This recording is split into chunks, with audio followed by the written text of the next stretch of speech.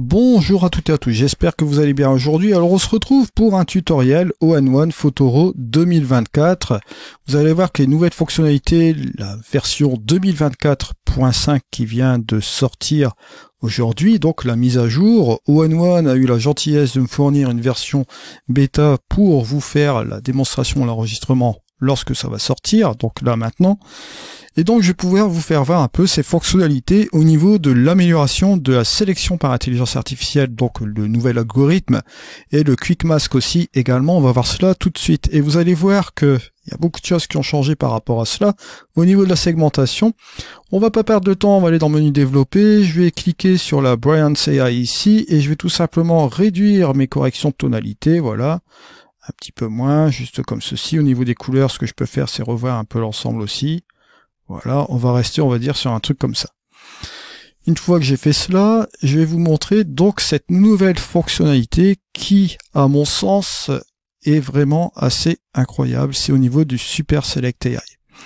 Alors, vous connaissiez le principe du Super Select AI. Vous avez vu, bon, il m'a fait mon calcul au niveau de l'image. Et vous voyez ce qui est en train de se passer, de se produire. Je peux aller dans mon image, dans différents endroits. Vous voyez qu'il m'a segmenté ma photo, comme vous le voyez ici. Et vous voyez qu'on peut sélectionner pas mal de choses dans l'image. Alors bien sûr, vous allez me dire, ouais, au niveau de la segmentation, bon, on peut y aller pas par pas. Ouais, effectivement, je peux cliquer une fois dessus et une fois là, voilà, juste comme ceci. Je peux faire mon clic droit et il va me générer un masque avec l'effet souhaité, ou bien les ajustements, comme vous le voyez ici. Mais il n'y a pas que ça. Parce que là, vous voyez, bon, je peux cliquer sur Alt, ici sur PC, et supprimer ces masques-là. Je peux faire une chose intéressante. Vous voyez ici, bon, j'ai cette partie-là qui est sélectionnée. Si je le souhaite, je peux faire un petit rectangle et hop, sélectionner cette partie-là de l'image tout simplement. Et là, je vais faire un clic droit. Je vais tout simplement sélectionner mes courbes, juste ici. Et pourquoi pas jouer avec un petit peu plus de clarté, comme vous voyez ici, sur cette partie-là, juste là. Pouvoir faire un avant et un après, vous voyez, juste comme ceci. Si j'appuie sur O, je vais pouvoir voir mon masque, comme vous le voyez ici. Si j'ai envie de le peaufiner, mon masque, je peux toujours aller là. Regardez, hop, je vais le bouger ici. Je vais tout simplement interagir sur un peu les bords pour les rendre un petit peu moins abrupts, comme vous voyez ici. Je peux le faire un peu comme cela. Regardez, je peux même faire réapparaître le masque. Hein. Voilà. Juste comme ceci. Et vous voyez que j'ai ajusté un paramètre assez rapidement avec ce Super Select AI. Vous avez vu la puissance de ce paramètre au niveau de ce masquage. Je vais vous montrer encore autre chose, parce que c'est pas mal du tout cette nouvelle fonctionnalité. Si je veux prendre pareil ici ces nuages, regardez, hop, c'est parti là, je peux. Je vais interagir sur ces nuages, pourquoi pas ajouter un petit peu plus de contraste au niveau de cette partie des nuages. Bon, hop, je vais revenir ici, je prends ma petite main. Regardez ce qui va se passer. Je vais rajouter du contraste dynamique sur cette partie-là. Je vais aller dans mon mode surréel, voilà, pour que ce soit un petit peu plus appuyé, pour que vous voyez un peu la différence. Regardez, hop, je reviens ici. Vous notez que j'interviens simplement sur ces parties-là des nuages et pas les autres. Donc ce qui permet une opportunité de post-production assez accrue, et pas que ça. Vous allez voir ici que je vais me rendre sur une autre image et vous allez vous rendre compte que c'est assez grave de chez grave. Je vais prendre celle-ci par exemple. Je vais aller dans le menu développement, je vais tout simplement hop cliquer sur la Bryance AI aussi, voilà, je vais réduire un peu les tonalités. Voilà. Je vais faire de même, je vais prendre mon Super Select AI ici, regardez, sur cette fenêtre-là, pourquoi pas. Je vais cliquer ici, je vais rajouter encore autre chose, je vais toujours aller, tiens, jouer avec la courbe pour que vous voyez bien un peu ce qui se passe ici au niveau de la fenêtre. Regardez, hop, je peux éclaircir tout simplement cette fenêtre ici. Vous voyez que bon, au niveau de la sélection, ça a été hyper rapide.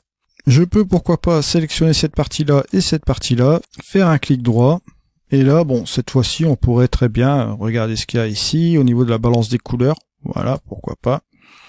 Je vais tout simplement changer ici un peu la couleur, comme vous le voyez ici. Juste comme cela. Juste sur ces deux parties qui sont ici. Et sans aucun problème. Je peux même partir sur une autre couleur, voilà, sans aucun problème. Au niveau des tons moyens, je peux aller aussi au niveau des ombres, pour continuer bien sûr. Et après, au niveau des hautes lumières, voilà, je peux partir sur la même chose. Juste comme ça. Bon, là, c'est un titre d'exemple. Vous voyez, au niveau de la puissance de la sélection, on peut vraiment aller très très loin. Si je veux prendre par exemple ce mât, regardez, hop, je vais le prendre. Je vais ici. Je vais utiliser un contraste dynamique simplement au niveau de ce mât. Regardez ici, hein, si j'appuie sur O, vous voyez le masquage à sélectionner simplement ce mât. Et si je veux insister sur le surréel, voilà, vous voyez que le mât sort forcément assez agressivement par rapport au reste de l'image, je peux le faire. Mais regardez ce que je peux faire aussi davantage. Bon, je vais reprendre ici ma petite main. Voilà. Je vais reprendre ici mon masque. Et au niveau de mon masquage, je vais dire, bah écoute, je vais employer la densité. Vous allez voir ici, si je veux employer la densité comme cela, vous voyez, si je descends ici ce curseur de densité, je vais dire sur le reste de l'image, tu vas m'appliquer un petit peu de cet effet aussi également. Là, forcément, ce sera appliqué sur toute l'image. Là, ce ne sera pas appliqué du tout. Mais si je descends, vous allez voir par rapport à la puissance de luminosité ici, ça va donner une espèce de gris, voilà, comme cela. Bien, si je vais sur les tons moyens, sur une couleur gris note comme ça, regardez, hop, j'appuie sur le O. Vous voyez que ça va s'appliquer davantage sur le mât, un peu sur le reste de l'image par rapport au mât bien sûr. Là je peux même jouer encore plus sur la densité comme vous voyez ici. Donc ce sera plus appliqué sur le mât et moins sur le reste de l'image bien sûr si je vais dans ce zoo là. Là ce sera égal sur toute l'image. Mais vous voyez ça vous permet de faire ressortir une partie d'un sujet sur votre photographie par rapport au reste de l'image pour donner une intention assez particulière. Pourquoi pas. Pareil, regardez, je vais prendre cette photo-ci. La même chose, bon, au niveau du chargement, ici sachez, hein, je suis toujours sur un Ryzen 9 sans GPU, sans carte graphique. Je suis avec un APU, je vous rappelle, c'est un chipset qui est complètement mis avec le processeur. Et si c'était une carte graphique dédiée, ça ira encore même plus vite parce qu'au niveau des performances, ils ont fait vraiment des prouesses au niveau de ce logiciel. Alors toujours pareil, pour gagner du temps, je vais prendre ma Brilliant CI. Je pourrais très bien régler les tonalités manuellement, etc. Mais bon, là, on va rester un peu comme ceci. Et là, regardez, toujours pareil, Super Select AI. Si je prends mon bateau, analyse de l'image, regardez, il va même jusqu'à sélectionner ici le chiffre du bateau. D'accord? Si je veux tout simplement ici jouer avec le chiffre du bateau, je peux le faire aussi ici, sans aucun problème. Au niveau du masquage, vous avez ici la petite possibilité, c'est de sélectionner ici le Quick Mask AI qui a changé aussi également. Vous allez voir là.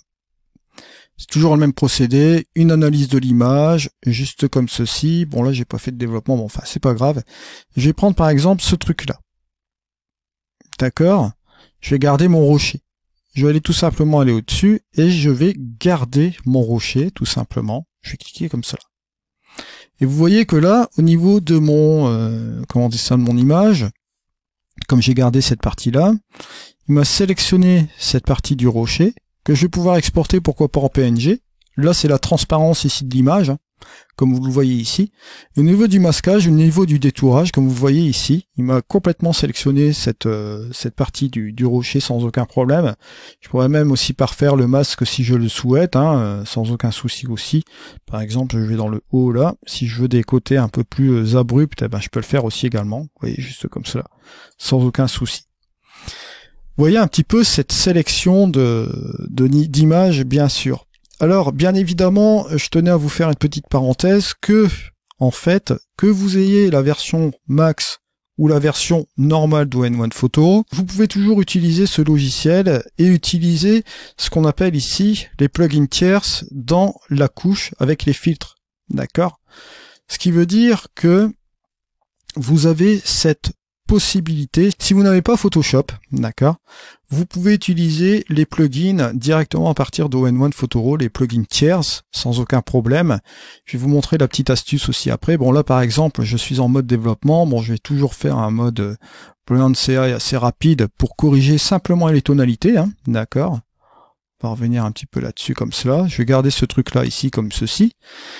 Et si par exemple je vais aller dans Skylum Luminar Neo, voilà, je vais aller ici, hop, je vais juste ici, je veux tout simplement utiliser Luminar Neo en plugin. Vous allez voir, hop, il va m'ouvrir Luminar Neo, je vais me retrouver dans l'interface, vous allez voir tout de suite. vous pouvez, comme vous le voyez ici, hop, utiliser, pourquoi pas, allez, je vais utiliser un de mes packs de presets, le nouveau, allez, on va utiliser le nouveau qui est ici, le Scenic Immersion. Je vais prendre celui-ci, le Golden Serenity, voilà, juste comme ceci. Je peux réguler aussi, si je le souhaite, avec le curseur ici, bien que c'est pas vraiment nécessaire, puisque vous allez voir, après je vais cliquer sur appliquer. On peut revenir aussi même sur chacun des comment dirais-je, des paramètres ici, où on peut aussi également utiliser toutes les fonctionnalités de Luminar Neo, d'accord, qui peut être vraiment très utile. Et vous revenez tout simplement avec le bouton appliquer. Vous allez revenir dans N1 Photoro. Et je vais vous montrer comment on fait.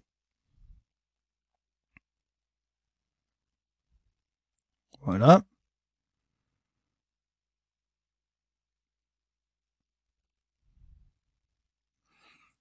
Et là, vous voyez que ça revient tout simplement, alors on va se mettre en grand écran ici, ça revient tout simplement en tant que calque ici sur le dessus de l'image sans aucun problème. Et là, si vous voulez jouer même sur l'opacité par rapport au dessous, vous voyez, vous pouvez réguler encore l'affaire et vous pouvez toujours jouer avec des modes de fusion, etc. comme vous voyez ici, sans aucun problème. Ou bien faire votre Dodge and Burn, parce que vous savez que ON1 Photoro 2024 propose des solutions pour faire le Dodge and Burn des calques, etc. un petit peu plus évolué, on va dire, par rapport à cela. Donc c'est intéressant, vous voyez, de jouer avec ON1 et aussi de jouer avec Luminar Neo pour appliquer un petit truc assez rapidement aussi, utiliser quelques fonctionnalités de Luminar Neo. Ça peut être bien aussi d'avoir ce couple-là.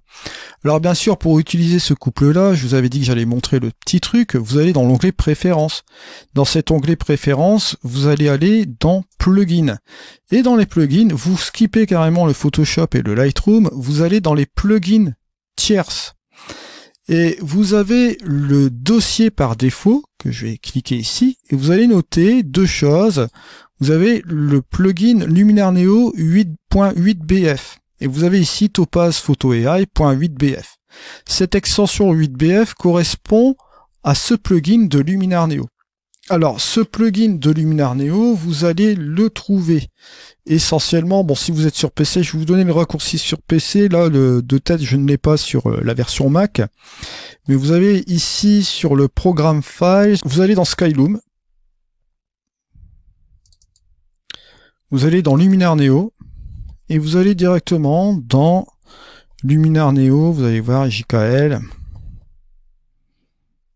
Alors c'est Luminar Neo collé, d'accord, c'est juste ici, c'est celui-ci, voilà, le point 8bf. À partir du moment que vous avez activé le plugin pour Photoshop et Lightroom, même si vous ne le possédez pas, hein, d'accord, vous activez ces deux fonctions dans Luminar Neo, de toute façon vous retrouverez cette version plugin qui est ici. Alors vous faites un copier-coller dans le répertoire Photoshop d'ON1 Photoro, ou simplement, si vous le souhaitez, vous mettez en dossier du plugin secondaire, vous choisissez le raccourci vers Luminar Neo comme je vous l'ai montré ici avec le programme Files. Mais sinon, vous ouvrez le dossier par défaut d'ON1 Photoro 2024, le Photoshop Plugins, et c'est là que vous allez coller tous les plugins Photoshop que vous utilisez normalement avec Photoshop, que vous allez utiliser normalement ici avec ON1 Photoro 2024. Ça, c'est un petit truc qu'il faut savoir aussi également.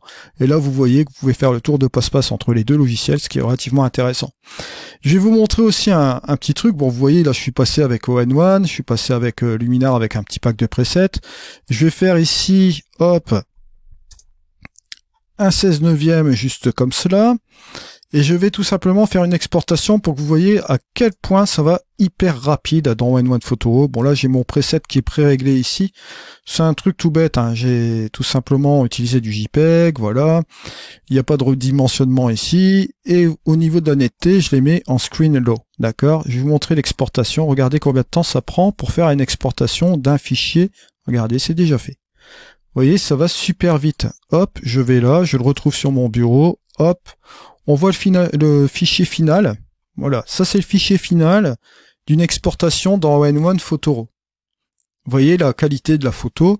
Franchement, elle est assez incroyable parce que bon, sachez-le, lorsque vous êtes sur le logiciel de post-production, quel que soit le logiciel de post-production, bien sûr, vous n'avez pas la finalité de l'image. Il vous faut faire une exportation complète pour voir pour avoir un aperçu de votre photo, d'accord, de votre édition bien sûr complète. Parce que là, il vous suffit tout simplement de zoomer pour voir un peu ce qui se passe au niveau de l'image, vous allez faire quelques petits ajustements, etc. Mais pour avoir la version finale de votre photo, vous faites une exportation. Et c'est là que vous allez voir un peu la qualité de votre logiciel de post-production. Et vous voyez que là, ici, en exportation, ça marche relativement bien, c'est hyper rapide. Et voilà un peu le résultat. Ils ont augmenté les performances, ça je vous l'avais dit aussi également. Alors sachez que on va parler un petit peu d'ON1 Photoro. Bon, vous le savez déjà, ON1 Photoro, bon là vous voyez ici, pour voir un petit peu la qualité de l'image, il vous suffit de zoomer à 100% pour voir un petit peu ce que ça donne. Et là vous voyez qu'ici, avec le mode screen, comme on l'a mis ici, regardez, boum, qualité de l'image. Bon bah là, c'est formidable, il fait du très très bon travail au niveau de l'exportation. Si je me mets ici, voilà, là c'est directement à 100%, vous voyez la qualité de l'image. Alors savoir que ON1 Photoro, bon, se suffit à lui-même pour remplir toutes les conditions d'un bon logiciel de post-production, ça je vous l'avais déjà dit. ON1, regardez ici, si vous cliquez sur le petit plus, vous avez bien évidemment toutes ces choses que vous pouvez faire. Vous pouvez fusionner des calques, fusionner en HDR, fusionner avec Panorama, fusionner avec la pile de focus, vous voyez ici. Bon, il y a beaucoup de choses dont vous pouvez gérer avec ON1 Photoro. Vous avez du changement de ciel, vous avez aussi des choses de portrait, tout ce qui est effet, le resize AI, redimensionner aussi également, bon, tout ce qui est ajustements locaux. J'en passe et j'en passe. Voyez ce que j'ai fait sur les tutoriels. Donc, sincèrement, pour ma part, moi, je n'ai pas changé par rapport à 2 ans de cela. Je vous avais proposé une solution unique. Je vous avais dit que ON1 Photoro remplissait la case. Vous avez la possibilité aussi de cataloguer, faire des choses, etc. Maintenant, je vous ai proposé aussi la solution Xire. Si vous utilisez plusieurs logiciels, dans le cadre ici, si vous voulez utiliser le couple ON1 avec Luminar, avec Xire, ça fonctionne très bien. D'accord? Là, ça peut être une solution qui peut être aussi viable pour vous, ou utiliser tout simplement ON1 avec Luminar Neo. Ça, à vous de voir de toute façon ce que vous voulez utiliser, selon les logiciels de post-production que vous allez aussi utiliser, bien sûr. Alors, sachez donc que cette mise à jour est gratuite pour les possesseurs actuels. Si vous voulez avoir ON1 Photoro, vous avez un prix dérisoire en ce moment. Je pense qu'ils ont fait une offre assez incroyable. Je vous en avais parlé déjà préalablement. Maintenant, si cette offre n'est plus disponible, vous avez toujours la possibilité d'utiliser mon coupon code qui vous donnera 20% de réduction. Donc ça, c'est hors leur promotion, d'accord. Vous avez toujours ce coupon code qui vous permet bien sûr d'avoir une réduction supplémentaire de 20%. Je vous remercie de m'avoir suivi. On se retrouve dans une prochaine vidéo. C'était Eddy. Allez, au revoir.